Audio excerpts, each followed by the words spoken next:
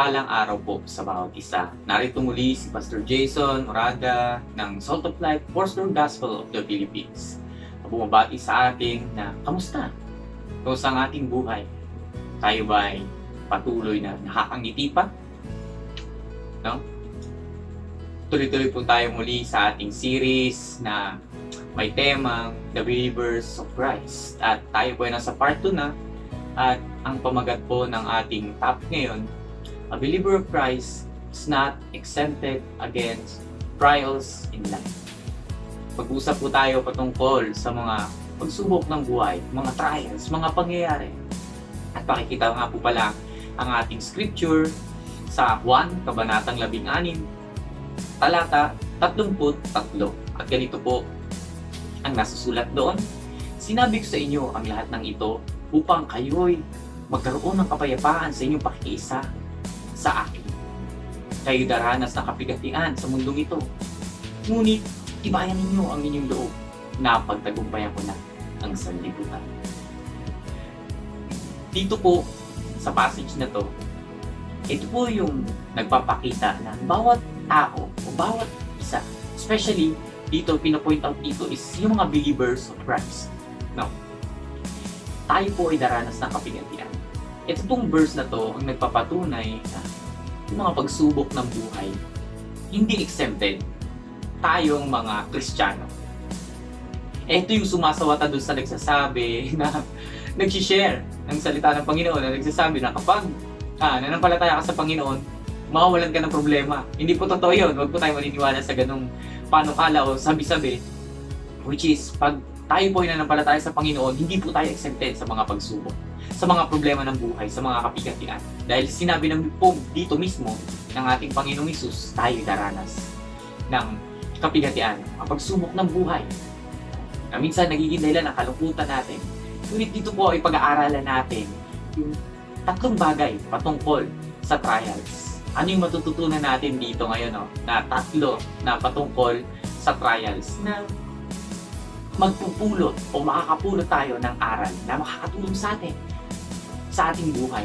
At sa gayon, pag tayo dumaranas ng ganitong pangyayari, mga pagsubok ng buhay, mauunawaan natin, malalaman natin yung dapat nating gawin. Kaya po, tuloy na po natin. Kaya nga na sinabi ko kanina, tatlong bagay ang ating dapat na malaman patungkol sa trials. Una pong dapat na malaman natin patungkol sa trials in life. 1, trials cannot overpower the believer of Christ. Again po trials cannot overpower the believer of Christ. At makikita po itong scripture natin or supporting verse natin sa unang Korinto, Kabanatang 10, talatang 13. And I know na familiar na po tayo sa verse na to. Sabi po dito, wala pang pagsubok na dumating sa inyo na hindi naranasan ng lahat ng tao. Tapat ang Diyos at hindi niya ipahihintulot na kayo subukin ng higit sa inyong makakaya. Sa halip, pagdating ng pagsubok, bibigyan niya kayo ng lakas upang mapagtagumpayan ang mga iyon. No? Ito pong verse na itong nagpapatunay na walang pagsubok na nararanasan ng mga Kristiyano na hindi natin kaya. Walang pagsubok na nararanasan tayo na hindi natin kayang lampasan. Kaya nga po, kapag tayo dumaranas ng pagsubok, huwag nating iisipin na hindi natin yan kaya. Paano ko ba? Di ba madalas yung kaisipan na sinasabi, paano ko kaya nalustan itong mga pagsubok na naranasan ko? Ano pa yung gagawin ko dito? No? Ang maganda po dito, sa passage na to, dito na rin po sumagot ang Panginoon kung anong gagawin natin. Sabi dito, di ba? Tapat ang Diyos at hindi niya ipahihintulot. Di ba? Take note, hindi niya ipahihintulot na tayo'y subukin higit sa ating makakaya. Sa halip, sa halip, pagdating ng pagsubok, bibigyan niya kayo ng lakas upang mapagtagumpayan yun. Kaya nga, gaya nung unang point natin, hindi tayo kayang i-overpower ng pagsubok dahil mismo ang Diyos ang magbibigay ng lakas sa atin upang mapagtagumpayan natin ang mga pagsubok na yun. Kaya, mga kapatid, kung ikay nakakaranas ngayon ng pagsubok na nagiging dahilan ng iyong kalungkutan, balikan natin itong verse na to. Baka sakaling magbago ang isip natin at hindi tayo malungkot dahil dito. No? Hindi man tayo exempted sa mga pagsubok ng buhay, Pero meron naman tayong Diyos na nagbibigay ng lakas sa atin upang mapagtagumpayan natin ang mga pagsubok na ito. No? Dahil hindi tayo bibigyan ng Diyos na pagsubok na hindi natin kaya. Yan po yung unang dapat na maunawaan natin patungkol sa mga trials in life. At pangalawa po na dapat na maunawaan natin patungkol sa trials in life. Sabi po doon sa point number 2 natin, trials in life. Trials in life make our faith grow. Again, trials in life make our faith grow. At saan po natin makikita ang ating supporting verse? Ito po ay familiar verse na rin sa atin sa James or Santiago chapter 1 or kabanatang 1, talatang 2 hanggang 3. Ganito pong nakasaad doon. Mga kapatid, magala kayo kapag kayo dumaranas ng iba't ibang uri ng pagsubok. 3. Dapat ninyong malaman na napapatatag ng mga pagsubok ang inyong pananampalataya. No? Ito po yung nagpapatunay doon sa ating point number 2 na trials in life makes our faith grow. No? Yung mga trials sa buhay natin, may purpose yan kung ba't natin nararanasan. Hindi yan ipahintulot na maranasan natin. Hindi yan ipahintulot ng Diyos na maranasan natin kung walang purpose yan. Lahat yan ay para sa ikatatag ng ating pananampalataya. Again, yung tanong ko kanina, kapatid, ano yung, may mga pagsubok ba o meron ka ba ngayong pagsubok na nagiging dahilan ng iyong kalungkutan? Kapatid, eto, tandaan natin, ang trials in life na ating nararanasan, yan ay nagpapatatag sa ating pananampalataya. Kaya nga, sabi dito, instead na ikalungkot natin ang mga trials o mga pagsubok ng buhay, dapat pa natin itong ikagalak, sabi ni Santiago. Kaya nga, wala tayong dapat kabalisa pag tayo dumaranas ng pagsubok ng buhay. Sapagkat ito pala ay nakakatulong sa atin para ang ating pananampalataya ay tumatag. No? Kaya nga, kapatid, huwag kang malungkot ngayon kung ikay dumaranas ng pagsubok. Ikatuwa mo yan. Dahil tatatag ang ating pananampalataya sa ating Panginoon.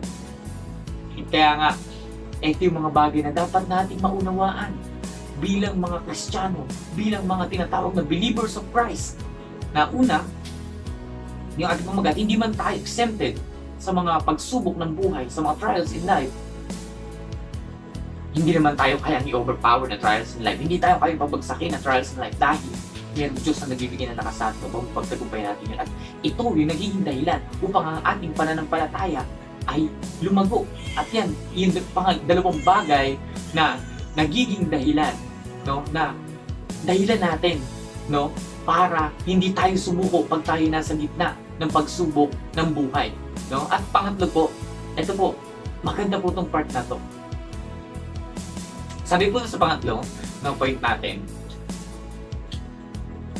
being faithful in the midst of trial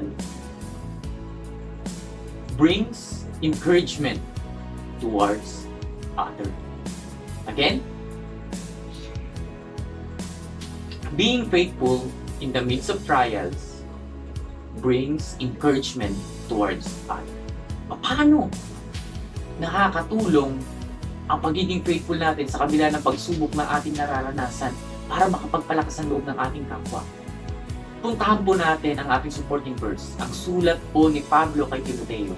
Ikalawang Timoteo, kabanatang 1, talatang 3, hanggang 5. Ganito po yung nakasaad doon, talatang 3.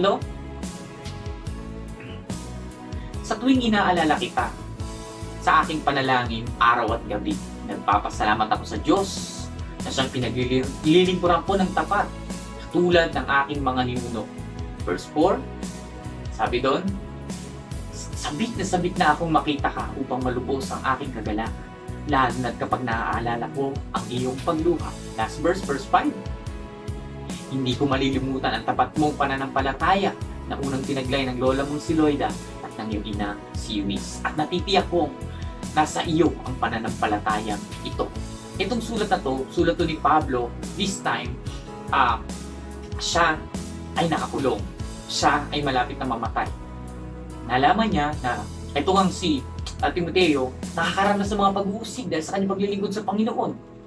Nakakaranas siya, yung mga dating kasama niya sa pananampalataya, ay yun yung mga tao na umuusig sa kanya.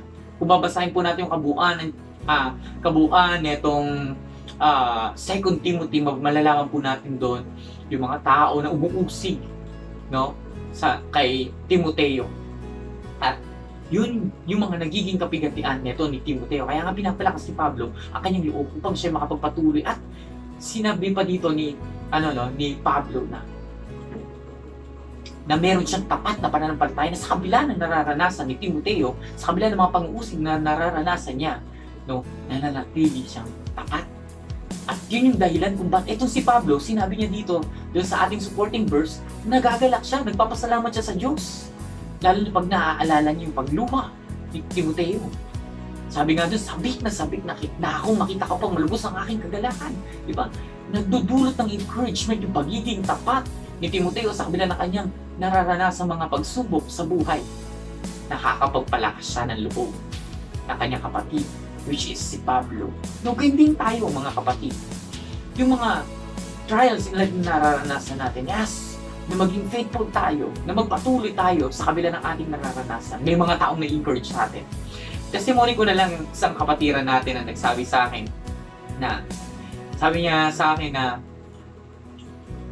natutuwa talaga ako sa'yo kapag nakikita kita lumalakas ang loob ko. Kasi sa kabila ng kalagayan mo, nagpapatuloy ka pa rin sa paglilingkod sa Panginoon kahit malayo pa yung bahay. That time kasi, nung nasa Antipolo pa ako, medyo malayo yung bahay namin. Walking distance naman, hindi naman ganun kalayo yung lakad. Siguro mga around 15 minutes lang papunta sa church. Then kasama ko yung kapatid ko lagi si Jerome. Yan, kapatid ko sa pananampalataya na ngayon nasa Davao na. No, pag nasa salubo namin siya, yun yung sinasabi niya sa akin na, despite sa mga aking kalagayan na itinuturing na kahinaan, no, na siyang nagiging kalakasan ko, no, despite sa mga bagay na yon, hindi nyo naging hadlang upang makapaglingkod tayo sa Panginoon. Hindi yung maging hadlang upang huminto tayo sa paglilingkod sa Panginoon. At sa pamamagitan ng mga tao na nai-encourage. Kaya para sa akin napakalaking tulong na sa pamamagitan nun ng aking pagpapatuloy sa kabila ng aking kalagayan, may mga tao na napapangiti. Mga tao na nagpapatuloy dahil sa ganung ginagawa. Kaya nga kapatid, lagi natin tandaan, hindi nawawala ng paguluhan. Yung ating pagtitiis, yung ating pagtyatsyaga sa kabila ng ating mga nararanasang pagsubok ng buhay. Bakit? Dahil meron tayong tao na napapalakas ang loob. Kaya nga, again, sasabihin ko to kapatid, wala tayong dahilan para sumuko sa mga pagsubok. Dahil babalikan natin yung ating 3 puntos. Una, kung ba't wala tayong dahilan para sumuko sa mga pagsubok. Dahil hindi tayo kayang i-overpower ng pagsubok. Dahil ang Diyos ang magbibigay sa atin ng lakas. Dahil ang mga trials o pagsubok na ating nararanasan ay nagpapatatag sa ating pananampalataya. At pangatlo, dahil ang pananatili natin tapat sa kabila ng mga pagsubok nating nararanasan ang nagpapalakas ng loob, nagdudulot ng kagalakan sa ating kapatid sa pananampalataya. Kaya nga kapatid, encourage everyone. Hindi man tayo exempted sa trials in life. Ito naman ay benepisyo sa atin. Ito naman ay malaking tulong sa atin. At hindi lang sa atin, sa ating mga kapatid din sa pananampalataya. Kaya nga, anuman ang ating nararanasan, kapatid, anumang pagsubok ang nararanasan natin, huwag kang susuko. Dahil kayang yan. Huwag kang susuko dahil ang Diyos ang magbibigay ng lakas sa iyo upang mapagtagumpayan ang lahat ng yan. Huwag kang susuko dahil yan ang magpapatatag sa iyong pananampalataya. Huwag kang susuko dahil yan ang magpapalakas ng loob at magdudulot ng kagalakan sa ating mga kapatid sa pananampalataya. I hope and I pray na natuto po tayo ngayong oras na ito sa salita ng Panginoon na ipinahagi sa atin. Muli, ako nga po pala si Pastor Jason, Salt of Life Foursquare Gospel of the Philippines. Maraming salamat and God bless us all. See you sa susunod nating series.